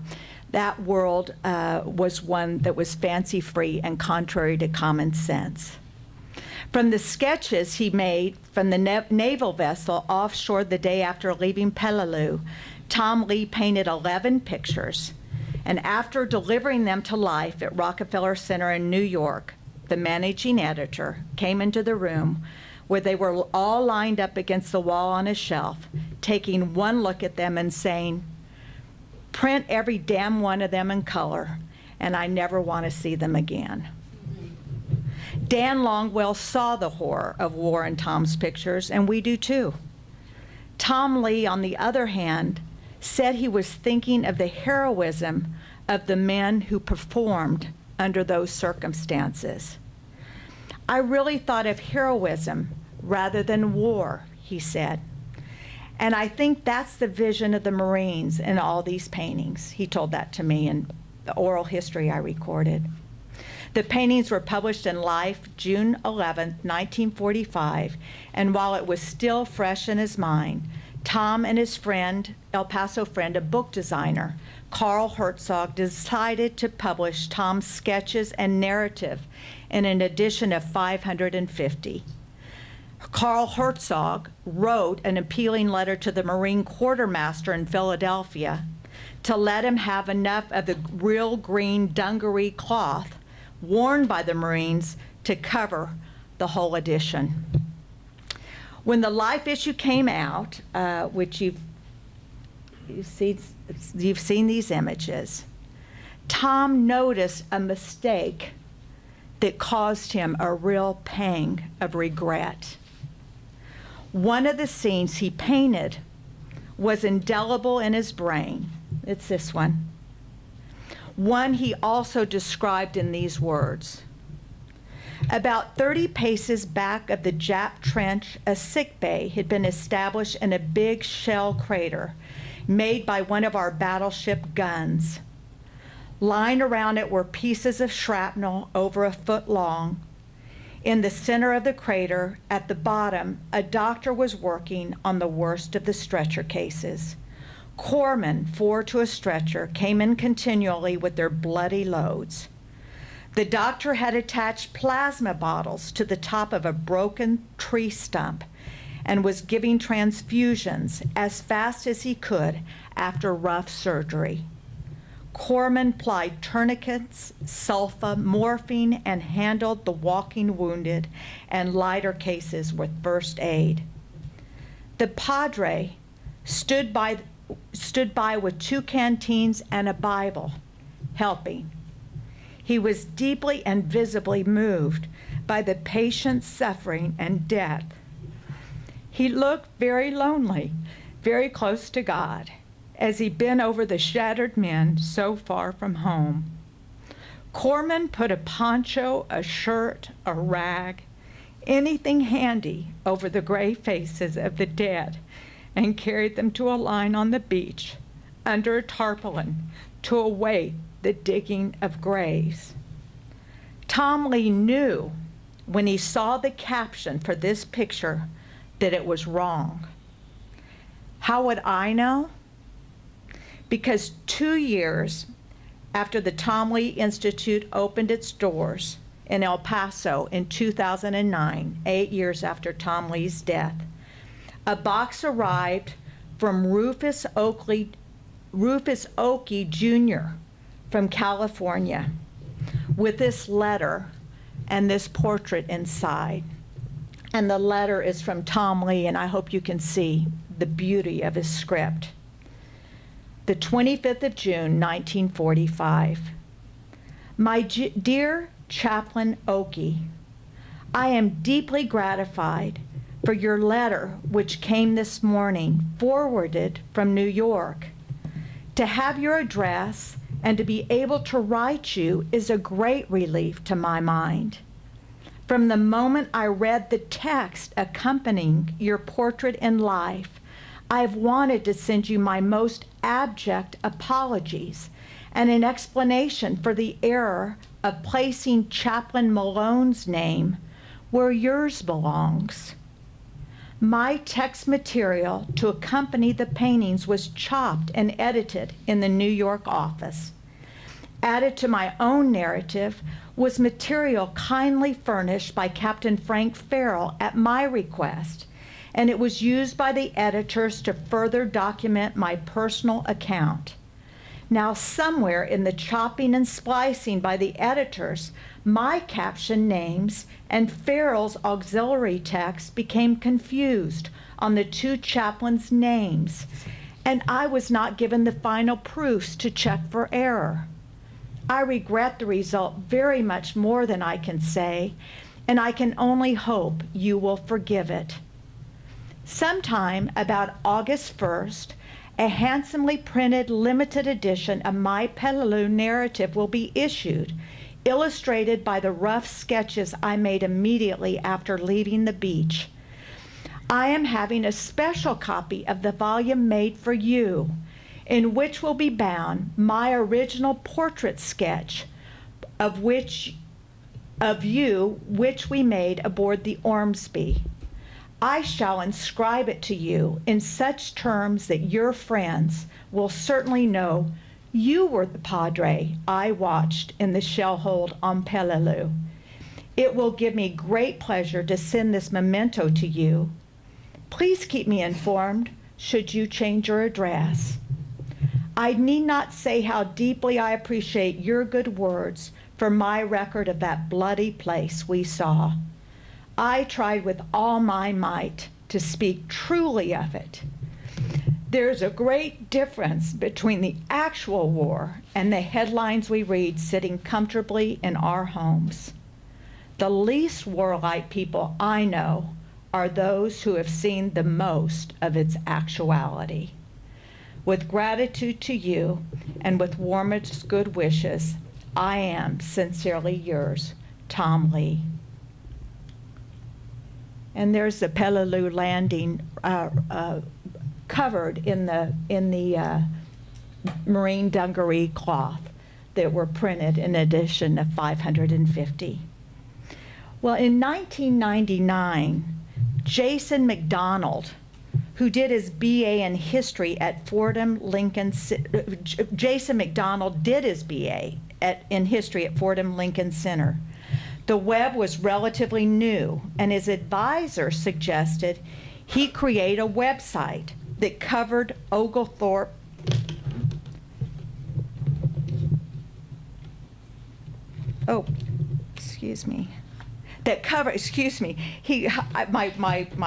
my sheets are reversed.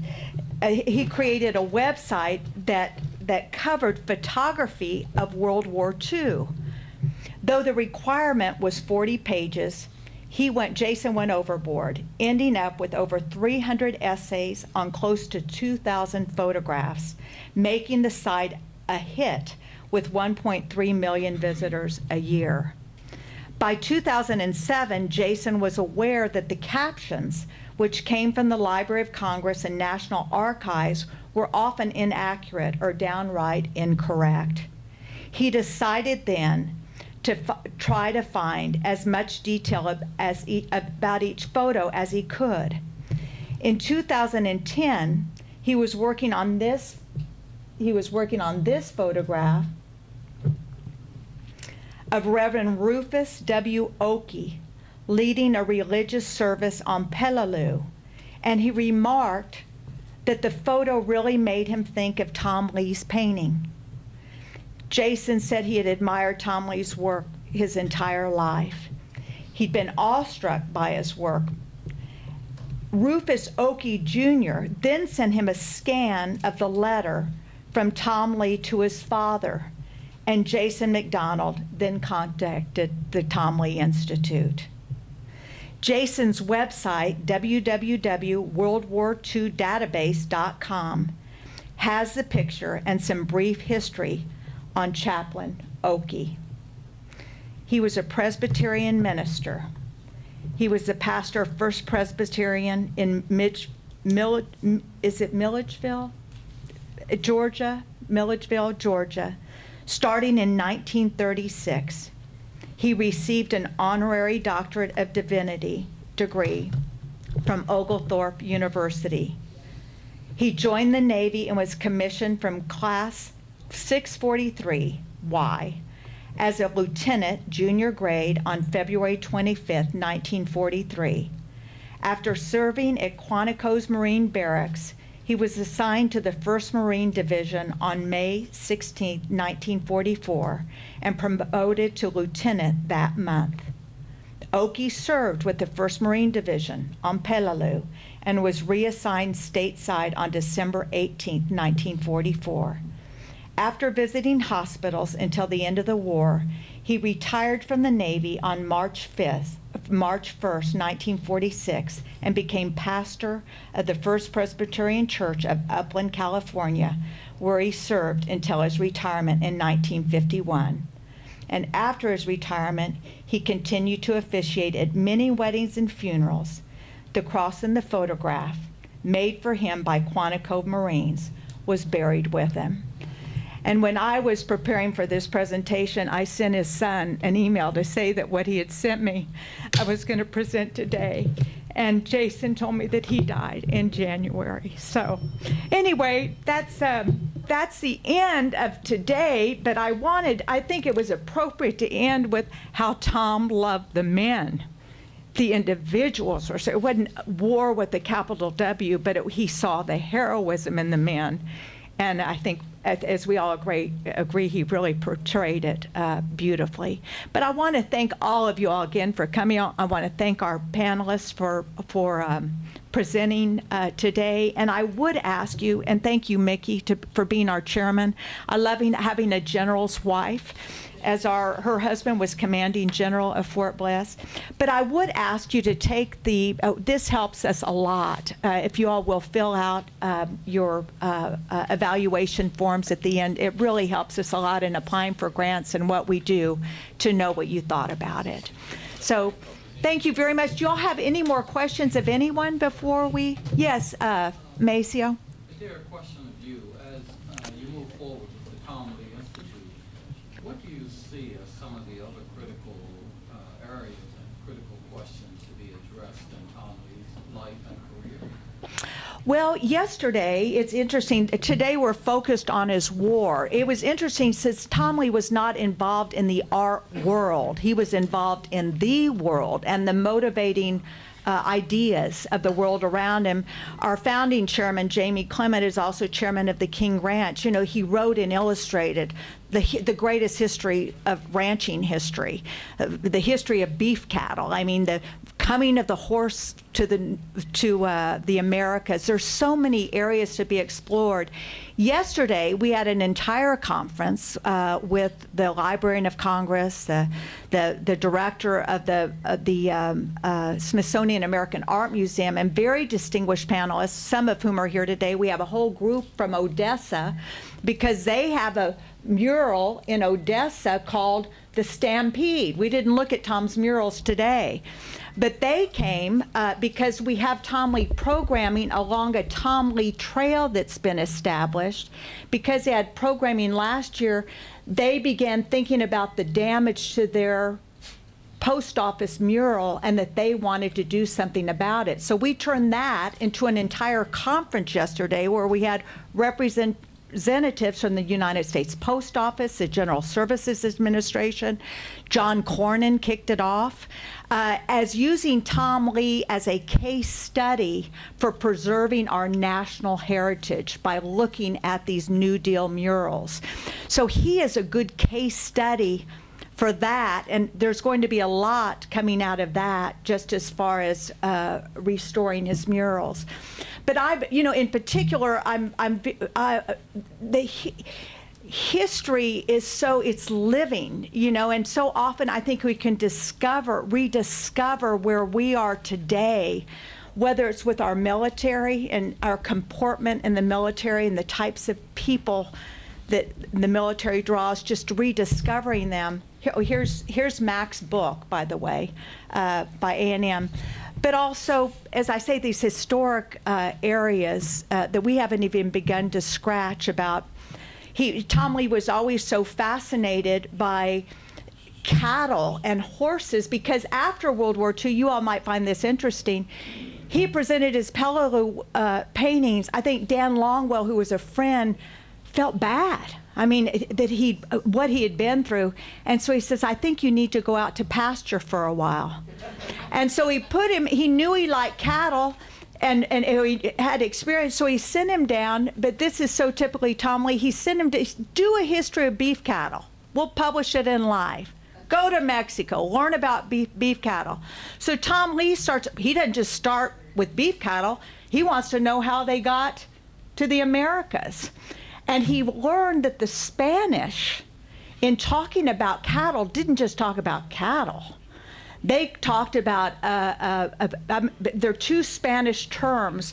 One is for common cattle.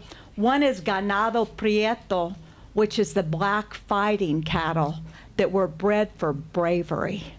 And so he became enchanted with bullfighting, ended up writing an essay. He discovered the whole lineage of breeding brave bulls. I mean, he was looking at brave men. He became interested in brave bulls. And he sends this essay off to Life and said, I found something more interesting. And they wrote him back and said, what the hell are you doing? He said, that's a Mexican. We're not used to that Mexican blood sport. It's not the American dish. Get back to your beef cattle, which he did, but it was through when he got back and finished his war pictures, painted a beautiful portrait of his wife. He wrote a novel about the brave bulls, which was a best-selling novel in the 1940s. He went on to write The Wonderful Country, which was a best-selling novel. He went on to write several other novels in the history of the King Ranch and illustrating them, bringing pictures and words together. So I've gotten off topic, but anyway, we have a lot to explore. So we'll see where it takes us, but I think what we want to do, he's nourished me so much. And Tom, I mean, so many of you all have said I learned, it led me on a journey. I want young people to know about it. He always lived in El Paso, so he's never been integrated into curricula, ever. Most people don't. Many people don't know him. Young people don't know him. But we have these Katie Lopez, who's still studying at the University of Dallas. I mean, these young people are just fascinated by it. So we're still at the beginning. Thank you very much.